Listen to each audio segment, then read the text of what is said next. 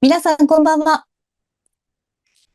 フォーラム8プレゼンツ玉木のスポーツジャーナリズムの時間がやってまいりました。MC のスポーツライター小崎さんの代打で3回フリーアナウンサーの川島典子が MC を務めさせていただきます。よろしくお願いいたします。このチャンネルはスポーツ文化評論家玉木正之が送る既存メディアとは異なる視点でスポーツの真の問題点を取り上げ考える番組です。コメンテーターの玉木正之さんです。よろしくお願いします。はい、よろしくお願いします。やっぱり女性の司会者の声を聞くと、はい。乗りますね。いいですね。本ありがとう当ですか？ございます。今日は小崎さんに怒川島さられちゃいますが。ん。なんでやねん。久しぶりによろしくお願ねえ、よろしいします。くお願いします。で、今週の、はい。今日か今週の、らはね、3回連続でオリンピックと日本のはい。新しい関係を考えてみようということで、3回連続で送りたいと思います。はい。で、ゲストには、春日良一さん、3回連続で出ていただきます。はい。五輪アナリストのオートスポーツコンサルタントの春日良一さんです。春日さん、よろしくおはい。願いします。よろしくお願いいたします。お久しお願いしぶりでます。今日す。はね、はい。橋本聖子さんが新しくJOC の会長に選ばれたということで、その選ばれた後に本当に、札幌五輪をやるのかどうか、もう一回挑戦するのかどうかということを春日さんに思い切り聞こうと思って春日さんに出ていただきました。そこのとはい。ころよろしくお願いしますね。お願いします。ということで、今週のテーマは、オリンピックと日本の新しい関係を考えてみようということで、今も玉木さんがおっしゃはい。っていただきましたが、エピソード1は橋本聖子、新 JOC 会長は本当に札幌オリンピック最小値をやる気なのかです。はい。はい。これこの番組にも出ていただいている一橋大学名誉教授の坂上康弘先生はい。が、面白いことを本で書かれてたんですけれども、1952年の日本の独立から、この前の2回目の東京オリンピックが終わるまでの間、日本はオリンピックとどのように関わってたかっていうことで、オリンピックを招いたり、招致運動をしたり、開催をしたり、準備をしたり、開催をしたりっていうので、全部の年のうちの85%オリンピックと関わってると。うん。もうなんかほとんどオリンピックと関わらないと、まあ、予算も出ないということもあったんですけどね、こんなにオリンピック好きな国もちょっと少ないんじゃないかと思っていた一方でですね、坂上先生がこの前、その札幌オリンピックの招致に、まあ言ってみれば失敗した日本。これで、二度目の東京オリンピックのレガシーとして、素晴らしいレガシーが残ったと。何が残ったのかというと、もうオリンピックを呼ばなくてよいというのがレガシーではないかということを坂上先生がおっしゃいまして、なるほどそうかもしれないと思ったわけです。ほんで今日は、春日さんに来ていただいたんですけれども、春日さんいかがですか？今の坂上先生の東京オリンピックのレガシーは、もうオリンピックを呼ばなくてよいというふうに決まったという。なかなか皮肉に満ちた論評ではないかと思いますけど、そうですね。高はい。上さんらしいね。はっきり言って東京オリンピック2020はい。っていうのはいろんな、なんていうんだろう、問題を起こしたというか、問題を提起しましたよね。コロはい。ナがあってコロ延期しナがありましたり、た。で、その後で、まあ一応コロナの中で開催できて、はい。まあそれによってやっぱりオリンピック好きの国民は喜んで、で、はい。オリンピックに対するイメージもポジティブに変わっていったんだけど、その1年後、ちょうど1年後にまあ報告書が出るんですけども、はい。その時に東京五輪汚職って問題が浮上するわけ。はい、出ましたですで、こね。れで、やっとこう、オリンピック運動に対する、考え方、感じ方が変わってきていたときに、またそれが来たので、はい。またそのイメージが悪くなっていく。うん。そういう、いきさつがあったものですから、私的にも、その日本人とオリンピックの関係がだんだん離れていってるっていう雰囲気が、はい。いましたから、このうん。まま、その時も札幌オリンピックは2030年おそらく立候補するってなってたんですけど、はい。これ、これを、まあ、立候補してたんですけど、それをそのままストレートに札幌オリンピックを招くっていう形にするのは違うだろうと。東京オリンうん。ピックがそうだったように、やっぱりその国民、あるいは市民が喜んで迎え入れるオリンピックでなければ意味がないだろうっていうことで、そうこをん。考え直す、そういう、まあ、オリンピック、まあ、はっきり言ったら JOC とあはい。日本国民のその思いをですね、一つにできるような、そういう、活動が必要だろうと。それうん。の、そのスクリーニングをしてから、本当に呼ぶオリンピックってはい。いうのを作っていかないと、今うん。まで、まあ、その汚職でも明らかになったように、まあ、ある企業、まあ、代理店がね、仕切ってはい。るオリンピックっていう形で、まあ、そこに任せれば全て同じような形で、招致ができて、オリンピックが開催できるって、そういう形がもうないよ。ダメなんだ、それじゃってことをもう一度考え直そうと再構築していかなきゃいけないってことを私は盛んに申し上げてたわうん。けです。で、それまあ、をうん。真面目すうん。ぎるくらいの真面目な山下会長は、はい。もろに受けちゃって、で、うん。札幌オリンピックを諦めるって方向にこう進んでいっちゃったわけですね。延期っていはい。う形で。はい。で、じゃあ延期した分を、じゃあオリンピック運動について、じゃあ JOC がこう国民とか市民に発信していくかって言ったら、そっちの活動は全くしてないわけですよ。そうですね。うん、そうすそうですね。というかもると、う今なんか日本ではオリンピックのこと冷めちゃったですよね。ただもうと思い春日さんますね。に来ていただいたのは、このうん、冷めちゃった中でもオリンピックはものすごく動いてるんですよね。まあこれはそうです。2回目3回目にも詳しく話を聞きたいと思いますが、なんか日本だけが世界から取り残されるんじゃないかという。今までオリンピックとすっごいこう密接な関係を持ってた日本のオリンピック熱が、ここのところ来て急激に冷めてしまったとうん、いうことが言えるんじゃないかと思うんですけど、これ、橋本 JOC 新会長になられて、オリンピック招致しますって彼女が言ったんですよね。これは、春日さんはどう思われてますか？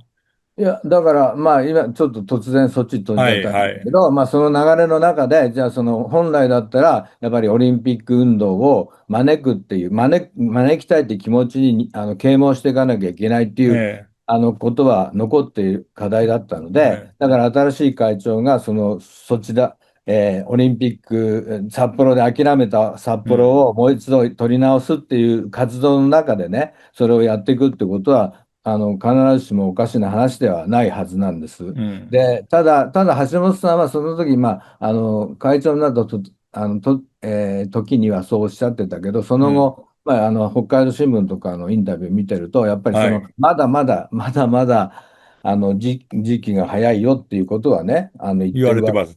はね。い、だから、まあ、これからのその日本人の問題として、その玉木さんがおっしゃってた、その世界のオリンピックはい、に対する見方と日本のオリンピックに対する見方の、その距離っギャップ。ていうのを、うん、うん、ギャップね、まあ、そういうものを考え直さなきゃいけないんだけど、うん、こういうことになったのはね、やっぱりその日本のスポーツジャーナリズムとか、評論うん、家とか、まあ、例えば先ほどの先生とかも、全部ネガティブな方向からオリンピックを見てきてるわけでしょ。で、はい。それを日本に植え付けてるわけです。これは結構論理的に妥当性があるように見えちゃったわけですね。この前の東京オリンピックのそのコロナのうん、対策と、プうん、ラスその後の汚職問題で。で、はい。そうすると、やっぱりそうじゃんってなると、まうん、あ、頭のいい人たちが言ってきた通りじゃんってなるかうん、ら、それでうん、離れていくっていうのはあるんだけど、でも一方でやっぱ考えなきゃいけないのは、その選手がいるってことと、まあ、選手はその4年に一度のその大会に全ての命をかけて、自分の生涯をかけてやってるわけだから、そういう思いっていうのをそのどっかで実現させてあげなきゃいけないって、まあ、そういう単純な、まあ、本当に単純な思いから作っていくっていうことはね、大事じゃないかなと思うんですね。ただ、まあ、ただそれでも日本でやらなきゃいけない理由にはならないですよね。だから逆に言うと、今そういう日本だからこそ、日本でやらないと、うん。取り戻せないなっていうことがある。ああ、でその距も、離をうん、縮められないなっていうこと。うん。だから例えちょっと、ばこの前のパリとかのオリンピック見てて日本の国民はどう思ったか分かりませんけども、はい。それなりにやっぱ感動したり、それうなりに評ん。価したりしてると思うんでうん。すよね。だからそういうものをやっぱり自分のとこ欲しいと、自分の目の前で見たいというう人もん。結構いるんですよね、実う際に。実際にーん。私の周りでも、いはい。や、死ぬまでにもう一回日本でオリンピック見たいわっていうの結構いる、僕が通ってるジムとあか、あるいはそねの地元の人々とか、結構いー、うん。るもんだから、そういうサイレントマジョリティっていうのもやっぱまだあるんだなっていうふうには思います。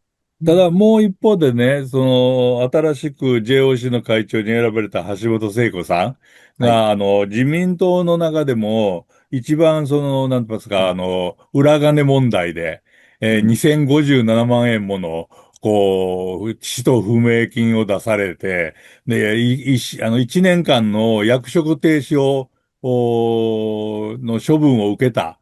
その方を JOC の会長に選んだ上に、選挙で初めて選ばれたのに、選挙結果を公表しないというん。うような、こういうなんか一言で言うと秘密主義のようなものが、これは、春日さんどう思われますか？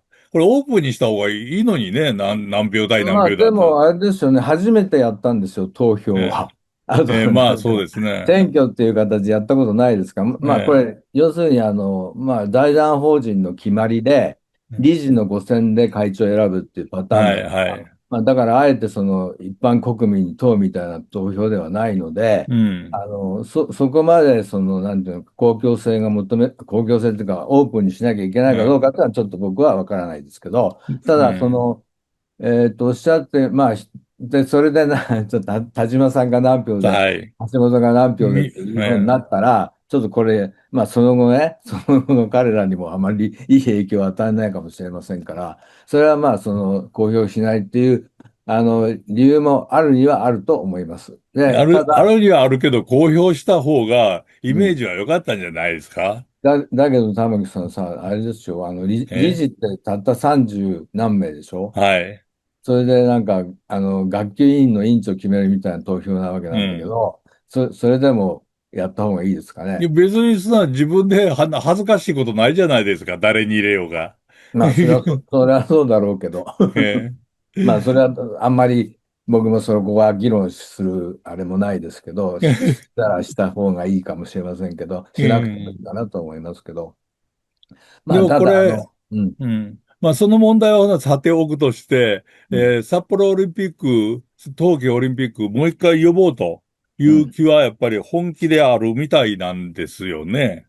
多分ね、もちろん橋本さんは北海道出身ですし、うん、うん。成果の申し子っていうか、落とし子とか、そんはい。な感じで言われてるんですから、一方で、田貫さんおっしゃった、はい。政治家、政治家であるっていうことと、オリンピックの会長っていうのは、ある意味矛盾する部分でもあるし、で、そうん。れどうだっていうと、それ問題かもしれないんだけど、うん。ただ一方で、要するに、例えばモスクワオリンピックの時に、日本は、スポーツ界は政治に負けていけなかったわけですよ。はい。で、はい。そういうことに対して、その政治家でもある会長がね、どういうん。う立場で政治に対していくかっていうことはすごくうん。大きな問題だし、それはうん。力があるんじゃないかなっていう期待もあって、で、その部分については橋本さん自身が、そのスポーツは政治に負けてはいけないってことをちゃんとコメントしてるんですね。うん。だから彼女は成長してます、明らかに。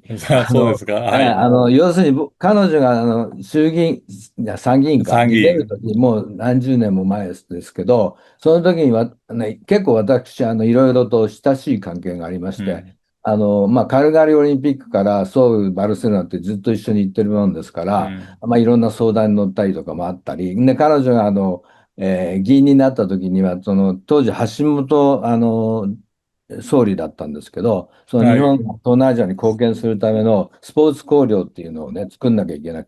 彼女任されて、その僕は論文をですね、何十枚も書いて、それをええ。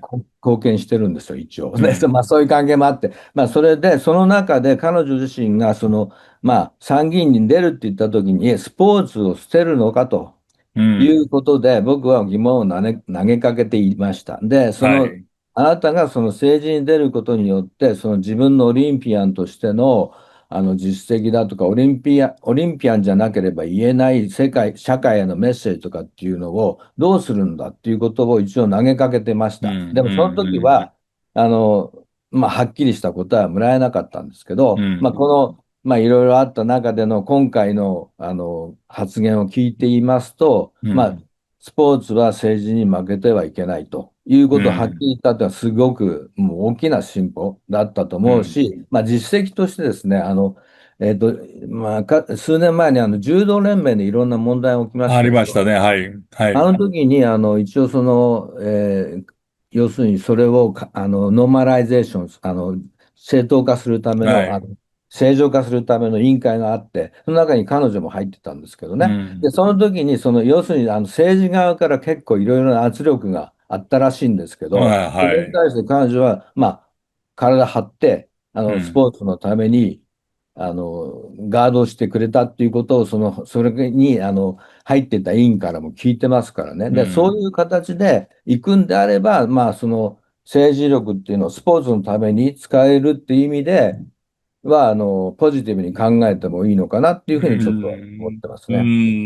なるほど。うん。えらく、ポジティブな意見をお聞きしましたけれども、はい。実際問題として、これ、うん。川島さん、はい。来年オリンピック、冬季オリンピック、どこで行われるかご存知ですよね。え、来年来年冬のオリンピック冬のオリのンピック。年です。札幌の、が失敗して、招致に失敗して、すいません。勉強不足でしいた。やー、失礼。いやいや、いやいや、せっかあく来てれですよね。もらったのにいじめてしまったらまずいいな。えいえ。ミラノとあ、コルチナダンペッツォっていうところ、イタリアですね。イイタリア。タリアの、はい。このコルチナダンペッツォっていうのは、日本が冬のオリンピックで初めて銀メダルを取って、はい。伊賀谷千春さんが、はい。前の大会の時に取った場所でうん。すね。それいい場所が来では。年行われて、そのうん。4年後はフランスのアルプス地方で行われて、その4年ああ。後、2034年はソルトレイクシティで、うん。そこまでは決まってるんですよね、香川さん。そうですね。春日さんすいません、春日さん。はい、そうです。ソルトね、レイクシティとフランスアルプスでやるってことはもう決まってますね。決まってますよね。ね、で、そのこれセットできま後、す。要するになるとすると、2038年になりますよね。そうです。2038年ということは、今から13年後。すごい先ですね。でも、あっでも、という間なんですかね。これを目指すということになるわけですかね。ただ、オリンピックは今、何年前に決めるって規定はなくなって、はい、何なくなり年のどこましたね。にやるって、はい、将来の開催地検討委員会っていうのができて、そこで決はい。めるってパターンになってますけど、これも今回、新しい会長を変えるかもしれませんけど、今のとはい、ころそうなんはい。ですけど、新しい会長で、も女性の方、コベントリーさんになりましたからね。はい、そうですね。で、その前はオリンピック決めるの7年前だったんですね、開催うの。はい。だかん。ら要するに常識的、理論的には、その7年前に決めてるとちゃんとできるよっていうパターンだったと思うのうん、で、うん。つまり、2038年の7年前というと2031 31年。年。1年までにそのとこを決めればいけるんじゃないかなっていう、うん、感覚はあると思うんですね。なるほど。ということは、はい。この6年間ぐらいの中で、日本の世論といいますか、北海道の世論といいますか、そのあたりを醸成できるかどうか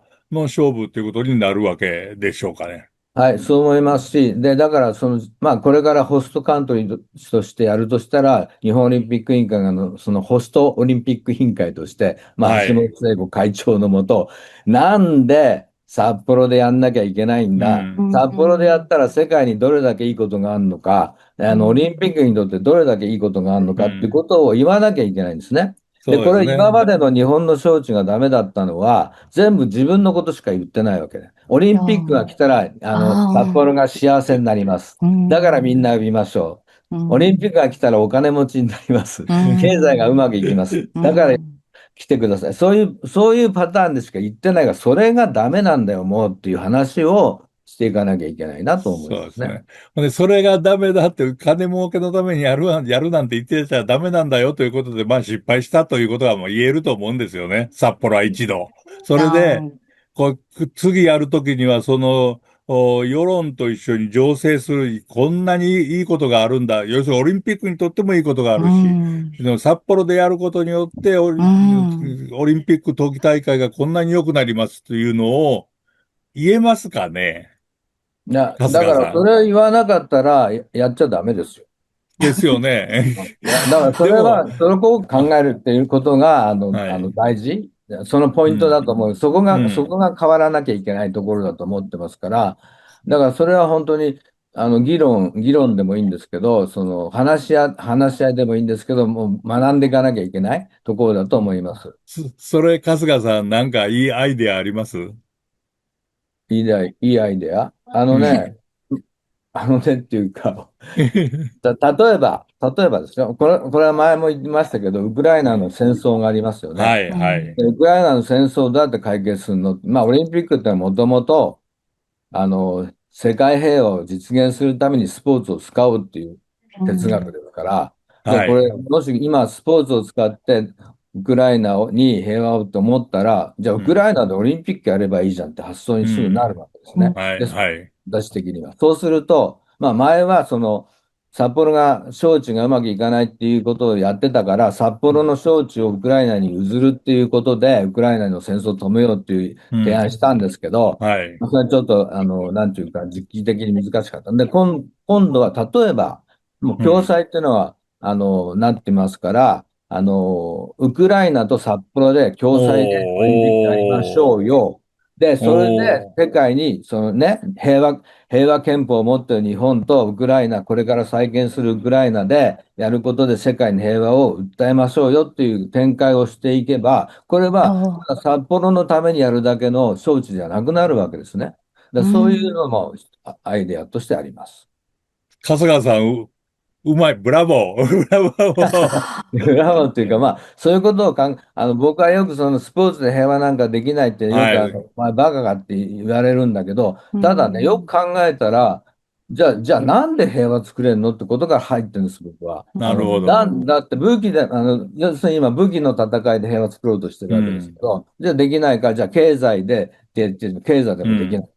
で、これ、文化もできない。じゃあスポーツでやれるんじゃないで、これを試そうよって言ったら、今からうん。135年前に起こったことだから、うん。それをこれからも、つないでいこうよっていう、そういう思いなんですね。なるほどね。いや、今日は東京オリンピックの話をしていましたけども、夏のオリンピックでも、まあ、オリンピ、ジョン・レノンのイマジンを歌うようになったというようなこともありましたから、まあ、平和運動ってものがこれからどんどん、こう、なんて言いますか、クローズアップされていく中で、はい。札幌がその平和運動のヘゲモニーを、ウクライナと共に、うん。握手して持っていくと。これはなかなかのアイデアですね。川島さん、どう思わはい。れましたか、いや、聞いて。もうまさにですね、春日さんのお話を伺っているときに、春日さんの周りでは、そのオリンピックを生で見たいとうおっしゃっているん。方が多いと伺っている中で、私、全くもって、そのうん。見たいと思ってなかったので、はい。なので、あ、すいません、勉強不足もあるんですけど、そこまでだから、関心がないといううのもあれなん。んですけど、でも今のお話を伺って、そうやってウクライナとってなると、また違うものになるとうん。思うんですよね。そうですそうなね。ると、スポーツだけではなくて、やはり世界での平和ということで、もう今まさに本当に私も、ブラボーと玉木さんおっしゃってましたけど、私もつかまれて、いや、それはやはり見たいと思いました。私は今、ブラボーと言ったのは、はい。春日さん、これは冗談でも、じゃ何でもなく、本気のブラボーいや、ですから、本当にそうですよね。あの、ええ、グラッチミーレですね、じゃあ。あーさすが。なんか、春日さんがそう見えてきました。イタリアのう方みたいん。に。私うん。はどっちかというとね、オリンピックに対してかなり批判的なことも書いたりも喋ったりもするんですけれども、はい。春日さんと喋るとなかなかオリンピックの良さっていうのはどんどんうん。再発見されてはい。いいところがあると思います。はい。ただ、オリンピックについては大問題が目の前に、はい。転げているというのがありまして、はい。今度夏の大会、ロサンゼルスであるんですよね。はい。これトランスジェンダーの問題で、うそれこん。そトランプ大統領が、人間には男と女しかいないと。はい。要するにオリンピックの多様性を否定するようなことを言ってるわけで、うん。春日さん、これ2回目にはこの問題ちょっと聞かせてください。よろしくお願いしますよ。よろしくお願いします。今日すいません。はありがとうはい。ございま表面がした。本変になっちゃって当に。申し訳ありません。皆さんご覧いただきましてありがとうございました。次回のフォーラム8プレゼンツ、玉木のスポーツジャーナリズムは今週のテーマ、オリンピックと日本の新しい関係を考えてみようのエピソード2、トランスジェンダー否定のトランプ大統領でロスオリンピックは開催可能かというテーマ、もう玉木さんおっしゃっていただきましたが、このテーマで春日さんとお話伺っていきたいと思います。それでは皆さん次のエピソードでお会いしましょう。さようなら。